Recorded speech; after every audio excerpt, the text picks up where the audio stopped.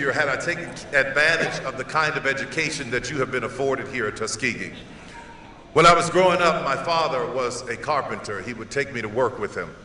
And in the summertime, you know, it was really hot, and I'd be out there with him, and he'd be building these houses. And the part that I hated most about this was when we had to put in the foundation. The part that was very labor intensive. There were the footings that had to be dug to a certain depth. However tall the building was, that's how deep the footings had to be. It was painstaking, you know, digging these holes. And I grew up in New Orleans, so you had to put in these 30-foot pilings sometimes in the ground to be able to support the building. So just to know that, then it had to be what we called formed, where you put these boards around, and then you had to tie the steel. And after all that work was done, you just poured concrete over it. And here's the thing, after it was all done, if nobody ever saw it. All that work was done and nobody ever saw it.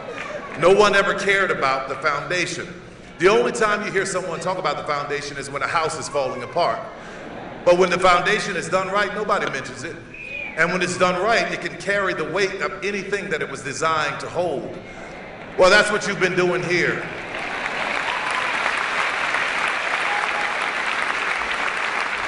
You've been building a foundation, one that will hold you up for the rest of your life.